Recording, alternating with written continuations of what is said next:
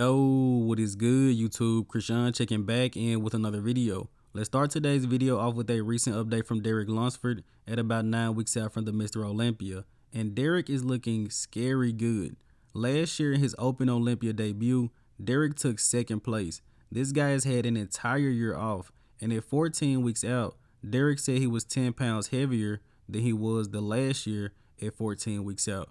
Now, the things that Derek needed to improve on the most were the quads, the chest, and of course, just overall better conditioning from the front. And I hope that he brings that to this year's Olympia. But the more and more updates I see of Derek, I would say that his updates are the most impressive out of any bodybuilder going into this year's show. Let me know in the comment section below if you guys agree with that statement. And in the next update of the day, we have some recent updates of Good Vito, but also some bad news. Good Vito's visa did not get approved, so he will not be competing in the Italy Pro or the Spain Pro, but he did get approved for a USA visa. So it's possible that we see Vito at the Legion Sports Fest. But Vito is expecting a child very, very soon. As we know, he decided to jump off the stage and injure his leg. So I think it's possible that Vito just shuts it down for the rest of the year. But who knows? We could see him at Legion versus Charles Griffin. And let's switch over to Regan Grimes, who recently posted up an update. And Regan is everyone's favorite to win the Italy Pro. A lot of pressure on this guy to win this show. Also, Nathan Diaz is looking pretty good right now, but Regan is looking very impressive in this update. I've been hearing people already talking about how he's going to do at this year's Olympia. And going into the Italy Pro, I would say that Regan is looking bigger and more defined than ever. I'm definitely expecting him to bring his best to this show. Regan can possibly get 2 pro wins ahead into this year's Olympia.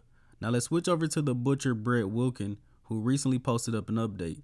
Brett is looking pretty full in this update, and I'm pretty sure he is also looking to get into that top 10, which is going to be very competitive. Even the third call out at the Mr. Olympia is going to be very competitive this year. But let me know in the comment section below, what are your expectations for Brett? If Brett comes in condition, he can definitely catch some guys slipping, in my personal opinion. Now let's switch over to Stuart Sutherland, Beef Stew. Stuart is currently sitting at 270 pounds, and he said he doesn't want to go over 285 this offseason. And I'm really looking forward to seeing this guy back on a bodybuilding stage. He isn't the flashiest poser, but he's pretty good at hitting the mandatories, in my personal opinion, of course. And he really made a name for himself last season. A lot of people said he looked better than Hunter at their guest posing. He took second in New York to Tonio and fourth at the Cali Pro. And let's switch over to Hassan Mostafa. He recently posted up this video, but I have no idea if this is recent or not. And I'm going to continue to reference that top 10 conversation going into this show, because a lot of guys want to get into the top 10. They got to be guys like Michael Krizo, and they got to be guys like Hassan Mostafa. I think Hassan can potentially get into that top 10, maybe 9th or 10th, but he will definitely be around that area as long as he comes in condition and is able to control his midsection. But you guys let me know in the comment section below, where do you think Hassan is going to place at this year's Olympia? Now let's switch over to Justin Rodriguez, who recently posted up this video. And similar to Hassan, I'm not sure if this is recent or not, but I'm actually very happy to see Justin posting updates. If you guys have been watching my videos for a while, then you would know that I used to call Justin Mr. Consistent because this guy posted so many updates, and I'm a huge fan of his physique. But Justin just started to compete too much and his physique was going downhill. But when Justin is on, I think he is a very impressive bodybuilder. I will never forget watching the 2022 Arnold Classic live. Justin Rodriguez came out and I said, I think this guy's gonna win the show. But Justin started to fade very, very badly. Some of you guys will think I'm crazy, but anyone that watched that Arnold Classic will know that Justin Rodriguez came in on.